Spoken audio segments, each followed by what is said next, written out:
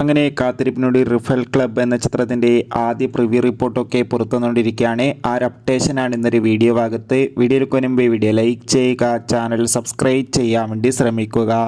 ആഷിഖ് കപൂറിൻ്റെ സംവിധാനത്തിൽ വിജയരാഘവൻ, ദിനേശ് പോത്തൻ, ദർശന രാജേന്ദ്രൻ എന്നൊക്കെ പ്രധാന കഥാപാത്രങ്ങളായി നാളെ റിലീസ് ചെയ്യുന്ന ചിത്രമാണ് റിഫൽ ക്ലബ്. എല്ലാ സിനിമാ പ്രേമികളും ഒരേപോലെയാണ് ചിത്രത്തിൻ്റെ ഓരോ അപ്ഡേഷനും അറിയാൻ വേണ്ടി കാത്തിരിക്കുന്നത്. ഫൈനലി ചിത്രത്തിൻ്റെ ഏറ്റവും പ്രധാനപ്പെട്ട പ്രിവ്യൂ റിപ്പോർട്ടൊക്കെ പുറത്തുവന്നിരിക്കുകയാണ്.